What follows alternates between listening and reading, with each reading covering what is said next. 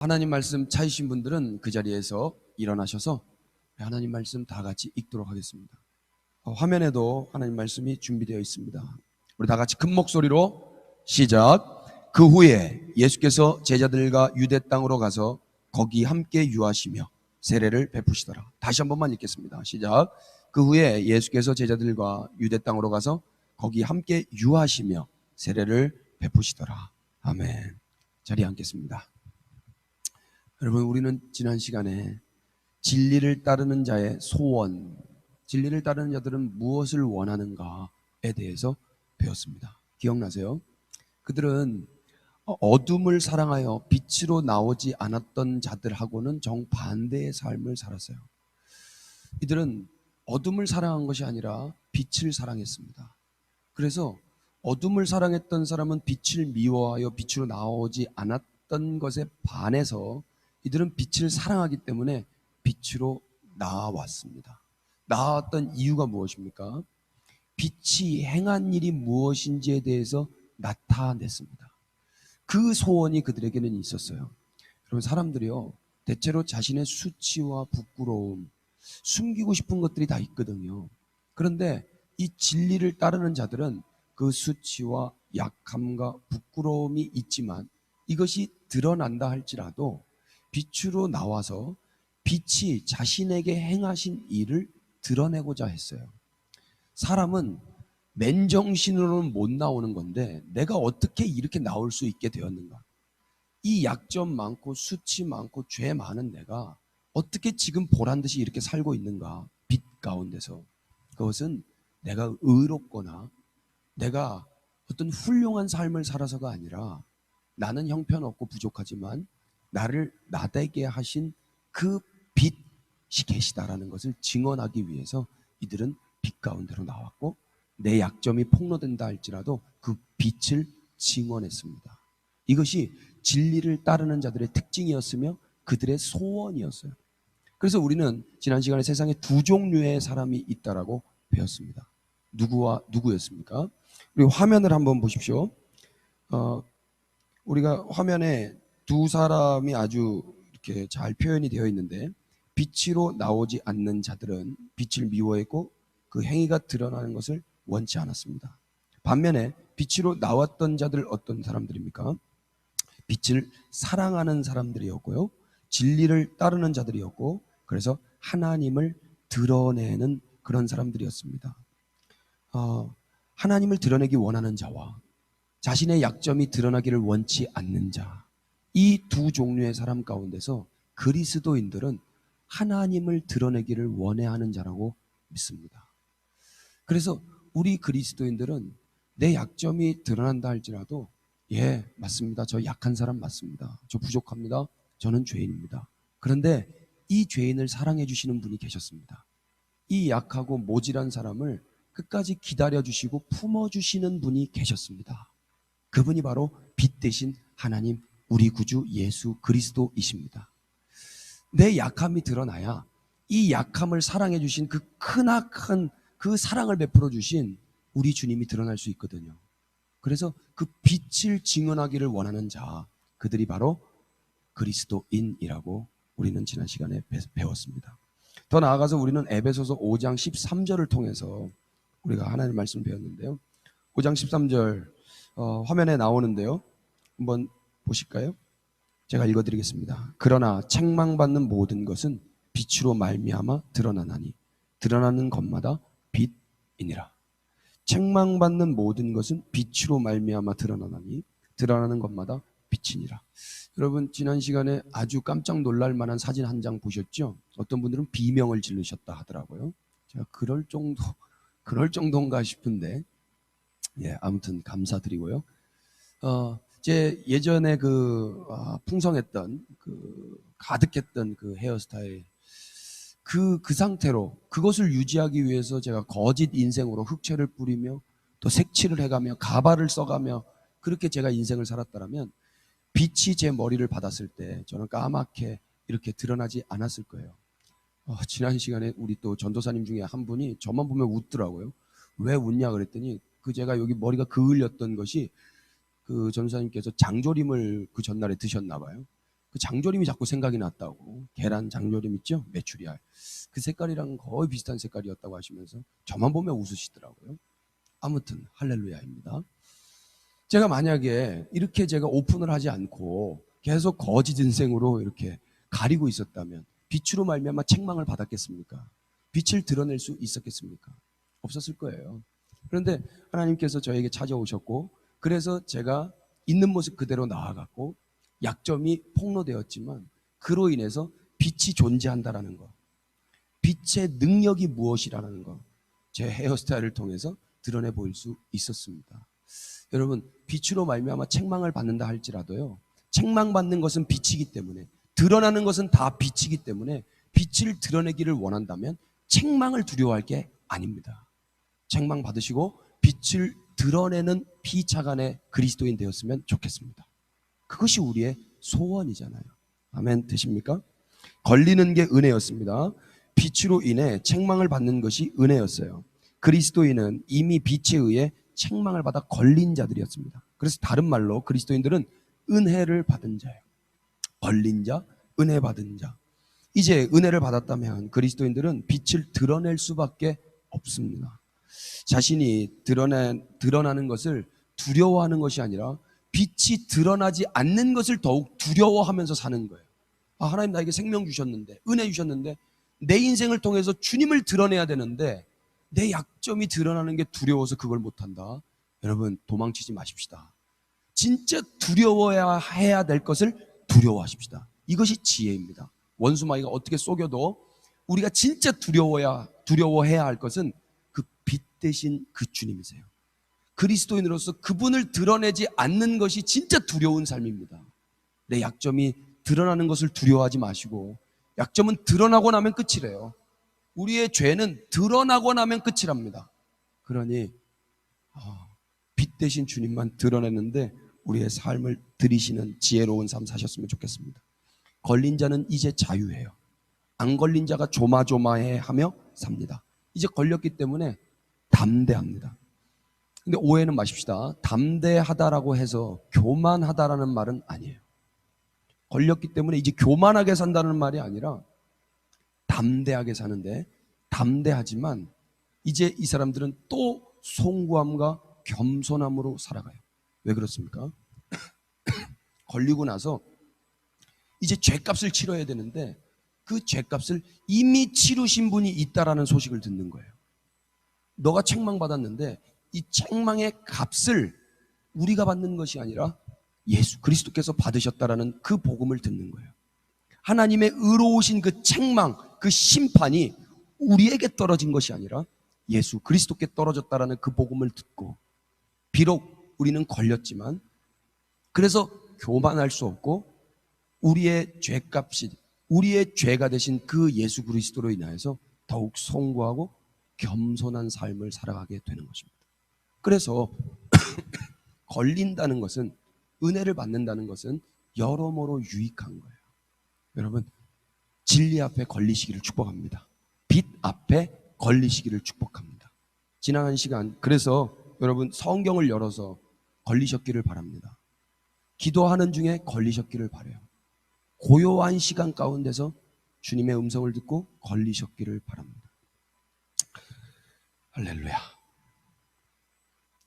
오늘부터 우리는 제자는 어떤 사람인지, 이제 지난 시간까지 니고데모와 예수님의 그 긴 대화가 끝이 나고, 오늘은 또다시 그 내러티브를 통해서 제자는 무엇인지에 대해서 선포하고 배울 예정입니다. 피차 성경이 말씀하시는 그리스도의 제자다운 삶, 그렇게 성장하는 시간 되었으면 좋겠습니다. 그리고 다시 한 번 더 하나님 말씀을 한번 읽어보도록 하겠습니다. 요한복음 3장 22절입니다.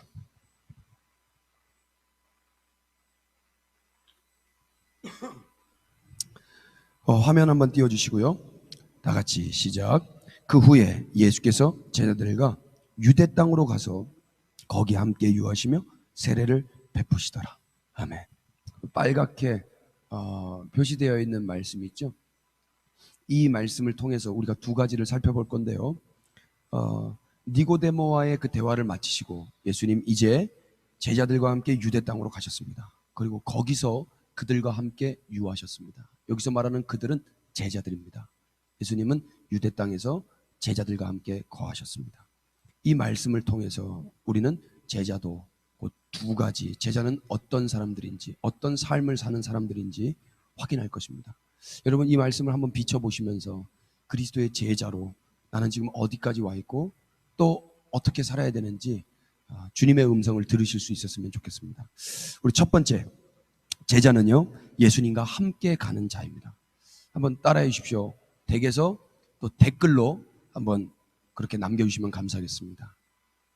예수님의 제자는 예수님과 함께 가는 자입니다. 예수님의 제자는 예수님과 함께 가는 자입니다. 함께 가는 거예요. 예수님은 니고데모와의 대화 후에 이제 제자들과 유대 땅으로 가셨어요. 그렇다면 유대 땅은 어디입니까? 여러분 혹시 기억나실지 모르겠는데 성경을 꼼꼼히 한번 잘 살펴보시면 지금 예수님은 예루살렘에 계셨어요. 예루살렘은 이스라엘의 수도입니다. 지금은 안타깝게도 텔아비브가 그 이스라엘 수도로 되어 있지만 역사적으로 예루살렘이 이스라엘의 수도였습니다. 그리고 앞으로 예루살렘이 수도가 될 것이라고 저는 기대하고 있습니다. 예수님은 그 예루살렘, 이스라엘의 수도에 계셨어요. 그곳에서 예수님은 밤중에 찾아온 유대인의 지도자 니고데모와의 대화를 시작하신 것입니다. 그리고 우리는 지난 시간에 그 대화가 끝난 것을 배웠어요. 그리고 나서 이제 그 예루살렘을 떠나서 이스라엘의 중심부, 이스라엘의 도시, 이스라엘의 그 수도 예루살렘을 떠나셔서 유대 땅으로 가신 겁니다. 그렇다면 유대 땅은 어디입니까? 유대 땅. J.C. 라헬이라는 주교가 계셨는데요. 그분의 책에 따르면 이 유대 땅이라는 말은 도시가 아닌 지방에 있는 시골을 뜻한다라고 이야기를 하시더라고요. 제가 그 말에 공감했습니다. 그러니까 유대 땅은 이스라엘 전체 땅을 이야기하는 것이 아니라 예루살렘에 비해서 시골, 저 구석에 있는 그 지방 도시를 의미한다고 볼 수 있을 것입니다. 따라서 예수님은 도시에서 니고데모를 만나셨고 예루살렘, 이스라엘의 핵심 중심부에서 니고데모를 만나셨고 이제 제자들과 함께 도시를 떠나 지방으로 내려가신 겁니다. 그렇게 예수님은 이동하신 거죠. 다산 정약용 선생 아시죠? 1700년대 분이신데요. 다산 정약용 선생의 유배지에서 보낸 편지라는 책이 있습니다. 이 책에서 정약용 선생님께서 아들 두 명이죠. 그 두 분에게 편지를 쓰십니다. 그때 뭐라고 쓰시냐면 유명한 말을 남기셨는데 이렇게 남기셨습니다. 절대 한양 사대문 안을 떠나지 말아라. 절대로 한양 서울입니다. 한양 그 도시 그 한양을 절대로 떠나지 말아라. 이 말은 꽤 유명한 말입니다. 여러분 속담 중에도 말은 나서 어디로 보내라 그랬어요? 제주도로 보내라 그랬습니다. 사람은 나서 어디로 보내라 그랬습니까? 서울로 보내라고 했습니다. 이 말이 언제부터 나왔을까 사람들이 고민했는데 한 1300년대부터 아마 이야기를 하지 않았겠는가. 서울이 600년 이상 됐잖아요. 그래서 그런 설이 있더라고요. 왜냐하면 그 서울, 그 중심부 거기에 가야 공부를 할 수 있고 공부를 해야 훌륭하고 좋은 삶, 성공적인 삶을 살 수 있기 때문에 자식을 사랑하는 아버지들이 그렇게 자녀에게 유언과 같이 남기지 않았겠는가. 그렇게 생각이 되어졌습니다. 그래서 대체로 많은 사람들은 좋은 환경과 좋은 시설을 찾아다녀요. 기왕이면 뭐 좋은 시설, 좋은 환경 다 좋지 않습니까? 예배당도 좋은 환경, 좋은 시설이 좋지 않습니까? 지금 화면이 조금 올드한 화질인데 이 화질이 더 좋았으면 좋지 않겠습니까? 제 목소리 상태도 지금 살짝 잘못됐잖아요. 더 좋으면 좋지 않겠습니까? 또 매끄럽고 맑고 청아하고 그럼 더 좋지 않겠습니까? 사람들은 더 좋은 시설, 더 좋은 환경을 원해하는 것 같아요. 더 좋은 사람이 되기 위해서 더 좋은 환경, 더 좋은 선생님, 더 좋은 장소를 찾아 떠납니다. 새 학기가 되면 그런 기도 많이 하세요. 좋은 선생님 만나게 해주세요. 좋은 친구 만나게 해주세요. 좋은 학교 배정되게 해주세요. 뭐 이런 기도 우리가 자주 하지 않았습니까? 나름의 계획과 꿈이 있기 때문에, 그 좋은 인생을 꿈꾸기 때문에 사람들은 그렇게 이야기하는 것 같습니다. 그러나 오늘 우리가 말씀에서 확인하는 제자는요, 정반대예요. 제자는 자신의 꿈과 계획에 따라 환경과 장소를 찾아 옮겨 다니지 않았습니다. 제자는 그저 예루살렘 그 도시에서 예수님이 가자, 저 시골로 가야 돼, 저 지방으로 가야 돼, 그리고 가셨어요. 그러니 제자들은 그 스승님 따라서 그냥 따라가는 것입니다. 더 좋은 환경, 더 좋은 시설, 더 좋은 상황으로 찾아 옮겨 다니는 사람들이 아니고 예수님이 가는 곳으로 그냥 따라가는 자, 그가 바로 제자였습니다.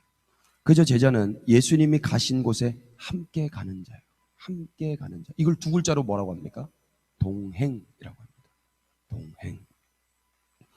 그곳이 도시가 아니라 할지라도, 많은 편의시설이 없다 할지라도, 나를 윤택하게 하고 나를 좋은 사람을 만들어줄 수 있는 그런 시설이 없다 할지라도 예수님이 가시는 그 유대 땅, 시골, 지방이라 할지라도 예수님이 가시기 때문에 제자들은 따라가는 것입니다. 그래서 제자의 꿈은 더 좋은 사람이 되는 것이 아니라, 내가 계획했던 그 좋은 인생이 되는 게 아니라 가장 좋으신 그 스승님과 함께 하는 것이며 그 스승님이 가시는 곳에 함께 가는 것이 되는 겁니다. 이게 제자의 꿈입니다. 우리의 꿈과 지금 이 1세기 제자의 꿈이 같았으면 좋겠습니다. 잘 생각을 해보자고요. 제자의 꿈은 스승 대신 예수님 한 분이시고 그의 소망도 예수님과 함께 걷고 동행하는 거예요. 그렇다고 오해하지는 마십시다. 도시를 다 떠나라는 이야기가 아니에요. 이 반포, 이 서초구를 떠나라는 이야기가 아닙니다. 도시에 살면서 이곳에 주님이 함께 하시면 이곳에 있어야 되겠죠. 주님은 어디에서나 계시죠. 여러분 방에도 계시고 여기도 계시고 저 시골 구석에도 계시고 이 나라 바깥에도 계시고 바다 끝에도 계십니다. 우리 주님은 무소부재하십니다. 중요한 것은 각 사람들마다 주님이 가자 하는 곳이 다를 수 있다 이야기예요. 그런데 우리는 어떤 사람들이 가는 그 걸음을 따라가면서 아, 저게 좋은 삶이지, 저렇게 가야 좋은 인생이지를 판단해요.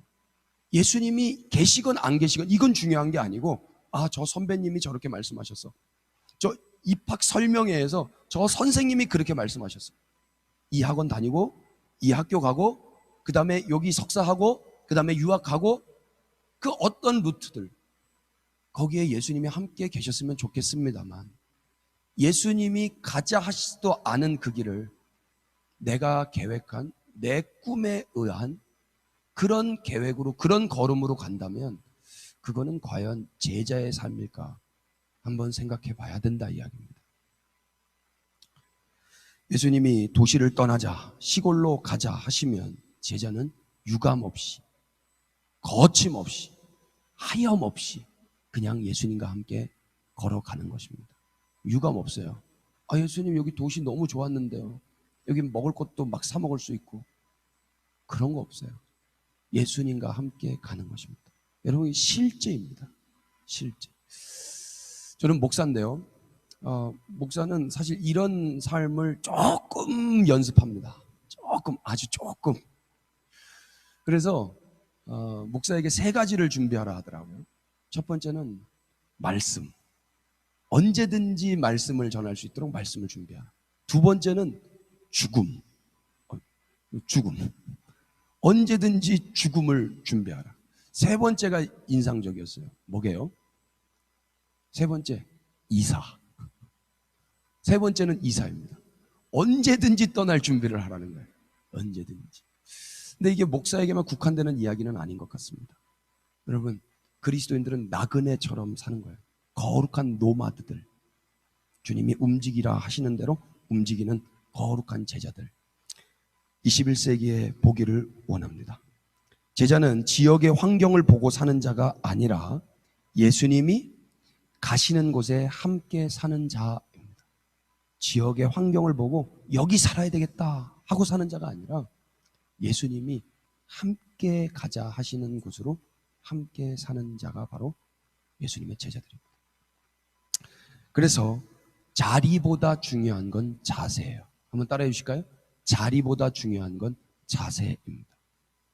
자리, 그 어떤 자리, 높은 자리, 좋은 자리, 편안한 자리, 그런 자리들 있잖아요. 그런 자리보다 더 중요한 게 있는데 그게 뭐냐면 자세입니다. 제자는 누구입니까? 좋은 자리를 찾아 떠나는 자가 아니라 예수님이 가자 하시는 곳으로 함께 걸어갈 수 있는 자세를 갖춘 자예요. 그래서 성공이라는 것은 좋은 자리에 오르게 되는 게 아니에요. 성공은 좋은 자리, 높은 자리, 내가 원하는 그 자리에 오르는 게 아니라 예수님이 언제든지 가자 하시면 떠날 자세로 준비되어 있는 자가 바로 성공한 자라고 믿습니다. 이게 세상의 성공 기준하고는 그리스도인들이 완전 다른 거예요. 완전. 여러분, 높은 자리에 올라간 사람을 쳐다볼 수는 있습니다. 높이 있네. 그런데 대체로 우러러 보지는 않아요. 쳐다보는 것과 우러러 보는 것은 달라요. 제가 어저께 하나님 저에게 그런 마음 주셨어요. 너 사람들이 쳐다보는 사람이고 싶어? 우러러 보는 사람이고 싶어? 너는 어떤 사람을 우러러 보니? 너는 어떤 사람을 그냥 쳐다보고 지나가니? 여러분, 어떤 분을 우러러 보십니까? 높은 자리에 올라간 사람도 우리가 우러러 볼 수 있죠. 근데 거기까지더라고요. 그런데 진짜 우리가 우러러 보는 사람들은 어떤 사람들인가 하뇨? 높은 자리에 계실 수도 있는 분인데, 좋은 자리에 계속 사실 수도 있는 분인데, 예수님이 가자 해서 그 자리를 하염없이, 유감없이, 거침없이 내려놓고 예수님 따라가시는 분들을 볼 때 우리는 우러러 보더라고요. 우러러 봐요. 그냥 쳐다보지를 못해요. 우러러 본다는 말이 뭔지 아시죠? 존경과 감동을 받는다 이야기예요. 존경과 감동. 여러분, 우리 피차 남들이 쳐다보는 인생으로 끝나지 마시고 우러러 보는 인생 됐으면 좋겠습니다. 그러려면 제자의 삶이 필연적으로 나타나야 될 것 같아요. 쉽지는 않겠지만 어차피 우리가 하는 거 아닙니다. 성령님이 하실 줄 믿습니다. 아멘 합시다. 아멘.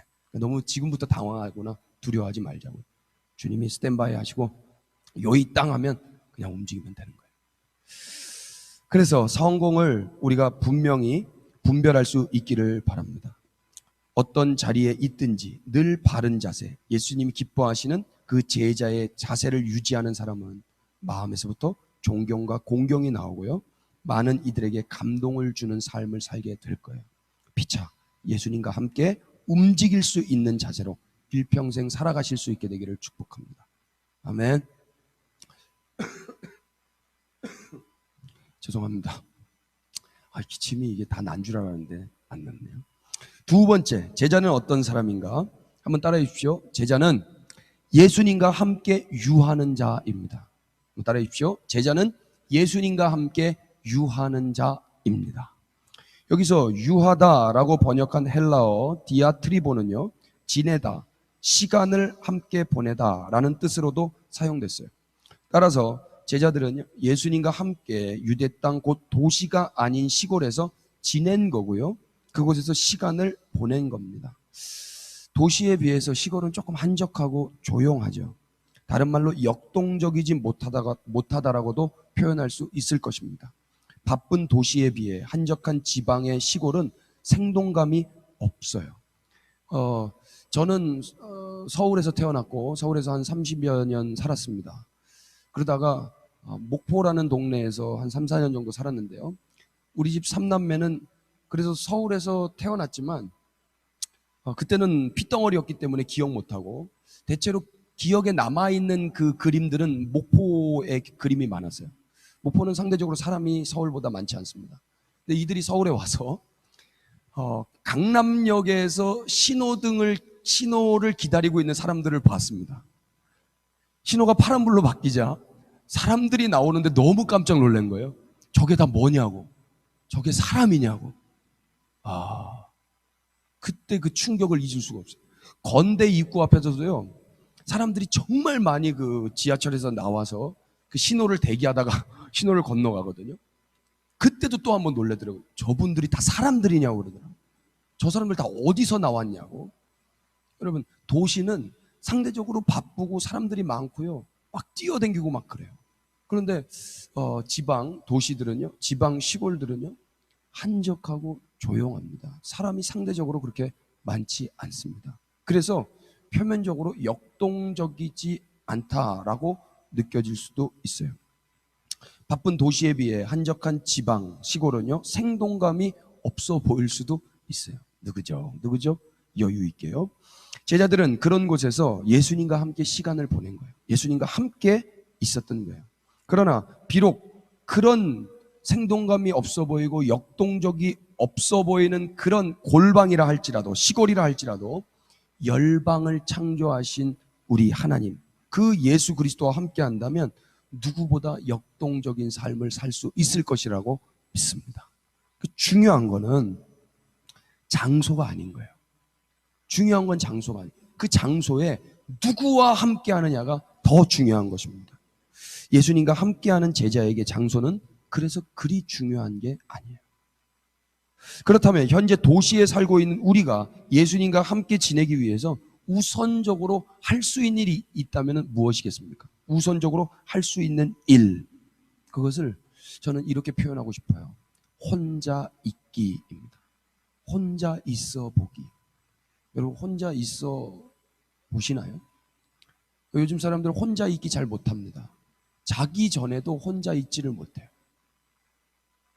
잘 때도요, 스마트폰과 함께 있습니다. 샤워할 때도요, 스마트폰과 함께 샤워하지 않습니까, 여러분? 저만 그렇습니까? 걸어갈 때도 혼자 있지 못해요. 에어팟과 함께 그 안에서 들려오는 어떤 소리들과 함께 하지 않아요? 현대인들 혼자 있기 잘 못합니다. 혼자 있기 두려워합니다. 혼자 있기 무서워합니다. 그런데 그 주님과 함께 있기를 하기 위해서 가장 우선적으로 우리가 삶을 준비해야 될 자세가 있다면 그게 바로 혼자 있기예요. 여러분, 혼자 있어 보시기를 축복합니다. 혼자 있어 봐야 함께 있기도 되는 거더라고요.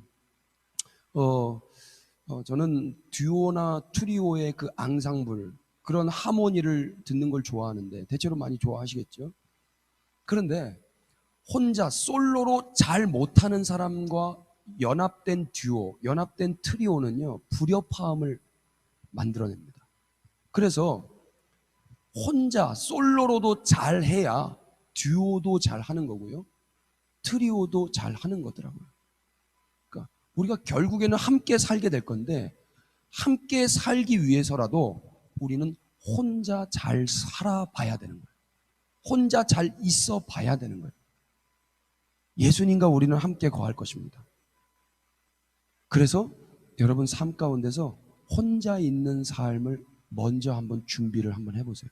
청소년 때부터 모든 것들을 다 차단하고 골방으로 들어가서 혼자 있어 보는 것입니다. 혼자. 그리고 주님과 함께 시간을 보내보는 거예요. 시간을 보내는 거예요. 그래서 우리의 삶에서도 가장 먼저 혼자서도 잘 있을 수 있다면 우리는 예수님과 함께 있기도 잘 하게 될 거예요. 대부분 많은 사람들이 혼자 있는 게 어려워할 것입니다. 예수님의 제자들은 혼자 있을 때 철저하게 단독자로, 혼자로서 서 있어 봐야 돼요. 주님 앞에 혼자로. 그리고 그 시간을 예수님과 함께 보내봐야 할 것입니다. 하루가 아무리 바빠도, 정신없고 분주한 나날이라 할지라도 고요한 시간에 예수님과 시간을 보낼 수 있기를 예수 그리스도의 이름으로 축복합니다. 그러니까 아침이 됐든 저녁이 됐든 점심이 됐든 혼자 있어 봐야 된다 이 이야기예요. 그렇다면 그곳이 모든 것이 다 갖춰진 도시가 아니라 할지라도, 또 많은 것이 부족한 시골, 지방, 변두리라 할지라도 그 어느 것보다 좋은 곳이 될 것입니다. 왜냐하면 좋으신 그 하나님, 그 예수 그리스도와 함께 있기 때문입니다. 그래서 그것은 사람들 보기에는 안 좋은 곳일 수도 있지만 우리에게는 좋은 곳이 되는 거예요. 사람들은 모르는 비밀이 생기는 겁니다. 비밀. 여러분 아기 때 책상 밑에 들어가 보셨을 거예요. 책상 밑에. 저는 몰랐는데요. 저는 이제 키가 크니까 이렇게 뭐 책상 위에만 보죠. 근데 어느 날 뭐가 떨어져서 제가 허리를 굽혀서 이렇게 바닥에 이게 엎드릴 기회가 있었는데요. 바닥에 엎드렸는데 책상 밑에 또 다른 세계가 펼쳐져 있는 걸 제가 봤습니다. 우리 둘째는 책상이 없어요. 우리 첫째만 제가 책상을 사줬는데 둘째는 책상이 없으니까 책상 밑에 발을 얹어 놓으라고 이런 선반이 하나 있어요. 그럼 발 얹는 선반입니다. 거기에 책상을 만들어 놓고 거기에 지하 세계를 만들어 놨더라고요. 레고 친구들, 자기 인형 친구들, 그 친구들 넣어놓고 거기에 뭐 공책도 넣어놓고 거기서 혼자 있더라고요. 거기서 혼자 있고 거기서 안정감을 느껴요. 그리고 택배 박스가 오면 절대 버리지 못하게 합니다. 그 박스 안에 들어가서 혼자 있어 보는 거예요. 긴 박스가 하나 왔거든요. 그게 관같이 생겨서 관. 거기에 누워서 주무시더라고. 거기에 누워서 혼자 있기. 제가 그때 배운 게 있어요. 누가 혼자 있기를 할 수 있는가? 누가? 다른 외부로부터 안정감, 그 평안함을 누리는 자만 관 같다 할지라도 그 좁은 어둠이 있는 지하 벙커라 할지라도 거기서 혼자 있을 수가 있구나. 여러분, 주님이 여러분을 보호하고 계십니다. 주님이 여러분과 함께하고 계십니다. 그러니 혼자 있기가 가능한 거예요. 여러분 지금 관에 누워서 자라고 그러면 주무시겠어요? 주님이 함께한다고 믿으시면 혼자 있는 게 아니라고 믿으시면 가능하게 될 것입니다. 아무튼 그렇더라고요. 정호승 시인이라는 분이 계신데요. 그분이 이런 말씀을 하셨습니다. 10년 뒤에 내가 무엇이 되어 있을까 지금 항상 생각하라. 뭐라고요? 10년 뒤에, 지금으로부터 10년 뒤에 내가 무엇이 되어 있을까 지금 생각하라. 그것도 항상 생각하라. 그리고 그 청사진을 놓고 계속 달려가는 거예요. 그러면 대부분 10년 뒤에 그렇게 되어 있을 거라는 것입니다. 그런데 저는 이 말을 인용해서 이렇게 말씀드리고 싶어요. 10년 뒤에 과연 우리 주변에 누가 남아 있을 것인가 항상 생각하라. 10년 뒤에 여러분 주변에 누가 남아 있을까요? 지금 만나고 계신 분들이 10년 뒤에도 만나고 계실까요? 지금 여러분과 가장 친밀하게 만나는 그 사람이 10년 뒤에도 20년 뒤에도 함께 하실까요? 잘은 모르겠지만 제가 장담할 수 있는 건 이것입니다. 10년 뒤에, 20년 뒤에, 30년 뒤에, 40년 뒤에 여러분이 돌아가시는 그 순간에도 여러분과 함께 하시는 분이 계십니다. 저는 그분이 예수 그리스도라고 믿습니다. 그분만 10년 뒤에 여러분과 함께 하실 수 있습니다. 그분만 20년 뒤에도 우리와 함께 하실 수 있습니다. 그분만 아무도 따라올 수 없는 그 외롭고 그 시골의 한적한 변두리라 할지라도 그분만 우리와 함께 걸어가실 수 있습니다. 지혜는 무엇입니까?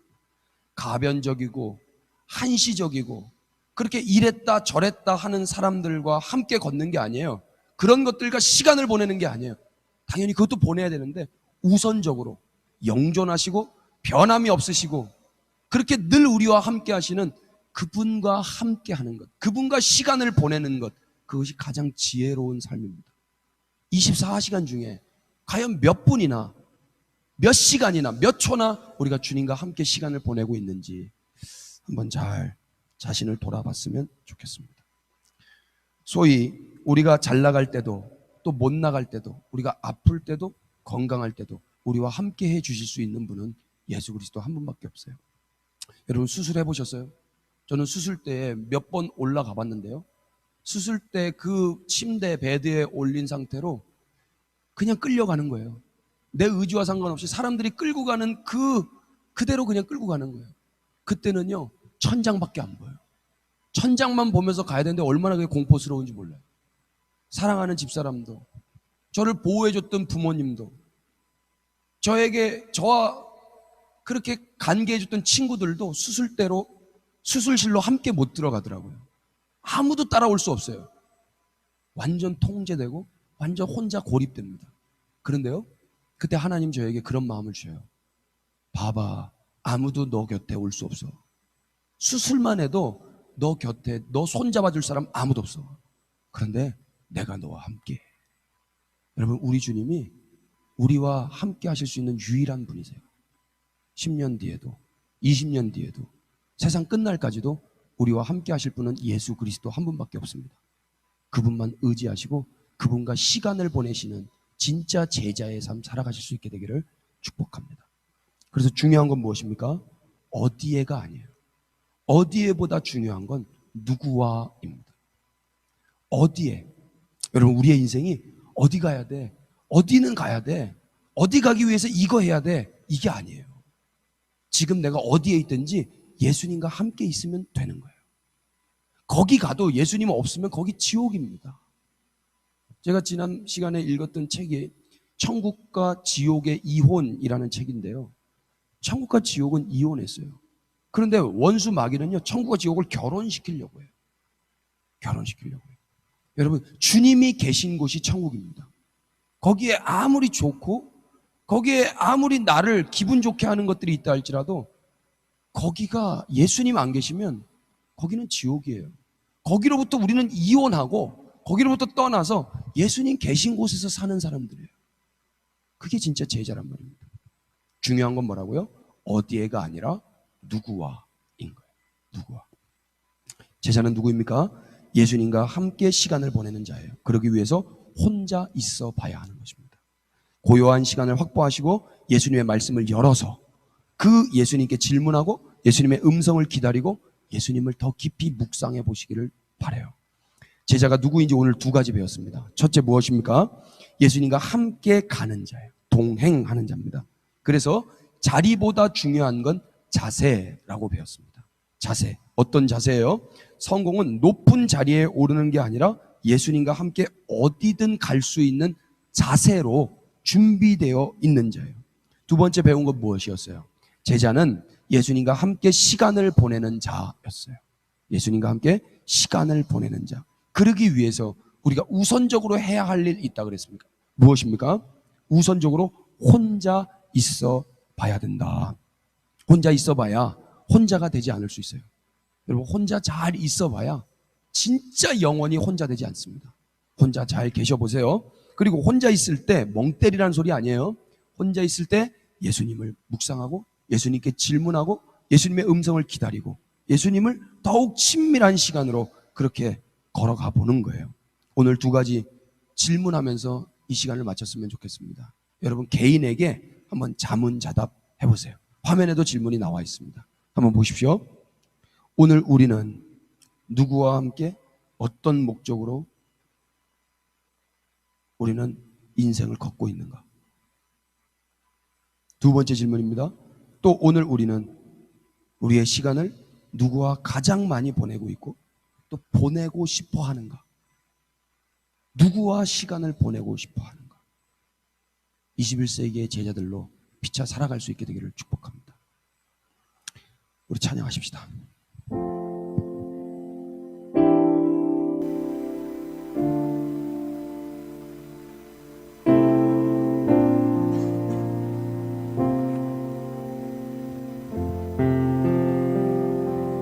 여러분, 계신 자리에서 주님이 여러분과 함께 하심을 믿으실 수 있었으면 좋겠습니다. 눈을 감으실 수 있는 분들은 눈을 감으시고 무릎을 꿇으실 수 있는 분들은 꿇으시고 가장 편안한 자리로 주님을 느끼실 수 있는 그 자리, 주님 앞에 여러분들이 노래하고 반응할 수 있는 가장 편안한 자세로. 그렇다고 누우시면 안 됩니다, 여러분. 지금은 우리가 주님 앞에 이 고백을 좀 드리셨으면 좋겠습니다. 무엇이 은혜인지, 무엇이 제자만 드려질 수 있는 찬송인지 이 고백을 통해서 우리가 함께 드리십시다. 은혜로다,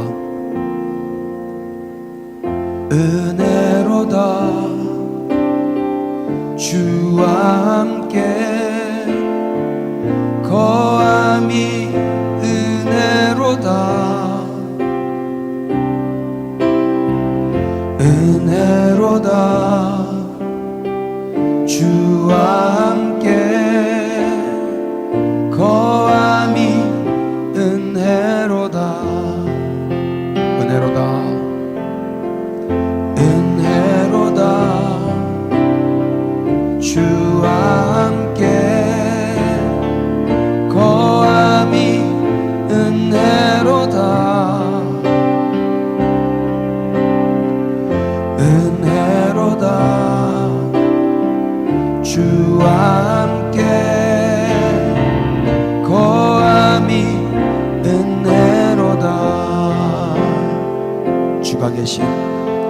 주가 계신 이곳에서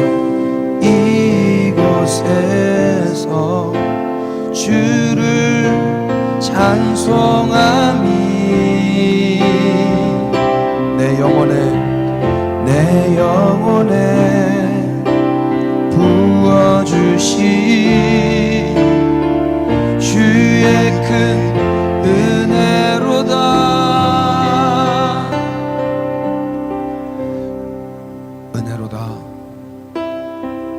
은혜로다. 주와 함께 거함이 은혜로다. 은혜로다. 주와 함께 거함이 은혜로다. 여러분들의 목소리로 그렇게 좀 주님 앞에 이 고백을 올려드리신다면 주님 매우 기뻐하실 줄 압니다. 매우 기뻐하실 거예요. 다른 게 아니라 예수님, 나 주님과 함께 있고 싶습니다. 그것이 은혜입니다. 더 좋은 자리, 더 높은 자리 오르는 게 은혜가 아니라 주님과 함께 있는 것이 은혜라는 그 고백, 주님이 들으신다면 너무너무 행복하실 것 같습니다. 여러분, 제자는 그렇게 살았습니다. 제자는 예수님과 함께 거했어요. 예수님과 함께 떠났습니다. 예수님과 함께 시간을 보냈습니다. 그러면서 어거지로 한 게 아니고 그것을 기쁨 삼았습니다. 여러분, 우리의 기쁨이 그랬으면 좋겠습니다. 너무 많은 재미난 것들, 유혹되는 것들이 많이 있지만 주님과 함께 거하는 거 지금부터 시작하십시다. 지난주에 어떤 한 학생이 저한테 전화 왔어요. 커피 먹자고. 너무 행복했습니다. 나 같은 사람이랑 만나고 싶어 하네. 너무 감사했어요. 여러분이 먼저 주님께, 예수님 지금 뭐 하세요? 예수님 지금 좀 만나주세요. 여러분들이 먼저 그렇게 이야기하신다면 예수님 매우 행복해 하실 거라고 저는 믿어졌어요. 여러분, 그렇게 한번 해보십시오. 이번 한 주간 혼자 있어 보시면서 예수님과 함께 시간 보내보세요. 결국 우리의 인생 가운데 남아 계신 분, 여러분 곁에 계셔줄 수 있는 분은, 우리 곁에 함께 해주실 수 있는 분은 우리 주님밖에 없으십니다. 이번 한 주간 그 예수님과 함께 시간을 보내보시기를 축복합니다. 이 시간 그렇게 잠깐이라도 주님 앞에 고백하십시다. 예수님, 다른 은혜가 아니라 주님과 함께 있는 것이 은혜입니다. 여러분, 작은 목소리라도 속으로라도 좋습니다. 그렇게 주님 앞에 여러분들 마음을 올려드리십시오. 주님이 기뻐하실 겁니다. 기도하십시다. 예, 주님, 우리의 다음 세대 입술을 통하여 주님과 함께 있고 싶다는 그 고백을 받아내십시오. 주님, 우리 다음 세대들 이 시간 그 어떤 사람하고 보내는 것보다, 그 어떤 것과 시간을 보내는 것보다 예수님과 더 깊은 시간, 더 깊은 교제하게 하여 주십시오. 이번 한 주간에서부터 시작한 그 제자의 삶이 일평생 있게 하여 주십시오. 그래서 하나님, 어느 높은 자리, 좋은 자리 찾아 떠나는 자들이 아니라 주님과 함께 어디든지 갈 수 있는 그 자세로, 그 제자의 자세로 살아가게 하여 주십시오. 성령님, 주님과 함께 거하는 것이 은혜이기 때문에 그곳이 비록 골방이라 할지라도, 시골이라 할지라도, 내 삶에 유익이 되지 않을 것 같은 도시가 아닌 지방 시골이라 할지라도 주님과 함께 있는 것이 은혜라고 고백하며 그렇게 주님만을 바라보며 행복해하는 제자들로 살아갈 수 있게 되기를 축복합니다. 부모님이 이것을 축복으로 받게 하여 주십시오. 주님, 다음 세대가 이것을 축복으로 받게 하여 주십시오. 저주가 아니라 축복으로 받게 하여 주십시오. 주와 함께 있는 것이 은혜이며 주와 함께 거하는 것이 은혜라고 피차 고백하게 하여 주십시오. 네, 주님. 아버지 하나님, 우리는 지금 어떤 자리를 향하여 가고 있는지, 어떤 자리를 소원하며 꿈꾸며 걷고 있는지 각 사람들에게 주님이 감동 주셔서 그들이 걷는 그 길이, 우리가 걷는 그 길이 예수님과 함께 걷는 길로 걸어갈 수 있도록 인도하여 주시옵소서. 높은 자리, 좋은 자리를 꿈꿨다면 주님 없이, 주님이 가자 하시도 않았는데, 주님이 아직 떠나시지도 않았는데 내가 가고 싶은 곳으로 떠나고 싶었던 그런 마음들이 있는 사람이 있다면, 하나님 이 시간 이 말씀을 통하여 주님과 함께 있게 하여 주옵소서. 그리고 오늘부터 그 혼자 있는 시간 가운데 주님과 더 깊은 관계가 회복되게 하여 주옵소서. 주님께 질문하고 주님의 음성을 듣고 주님과 더욱 친해지는 그런 혼자만의 그 주님과 단독자로 서는 골방의 예배가 회복되게 하여 주시옵소서. 그렇게 하실 하나님을 기대하고 우리 학생들을 축복합니다. 주 예수 그리스도의 은혜와 하나님 우리 아버지의 끝없으신 사랑의 주심과 성령님의 우리를 강권하시고 재촉하시고 그러나 또 따뜻하게 가르쳐 주시고 선한 길로 인도하시는 그 은혜가 오늘 예수님의 제자로 예수님 가자 하시면 가고 예수님과 함께 시간을 보내기로 결정하는, 그래서 혼자 있으면서 주님과 더욱 친밀해지기를 소원하는 우리의 다음 세대 위에, 그리고 우리 부모님들 위에 지금으로부터 영원까지 함께 계실지어다. 아멘.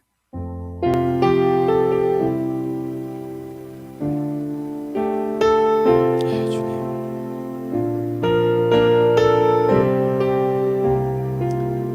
할렐루야. 우리 주님께 박수하십시다.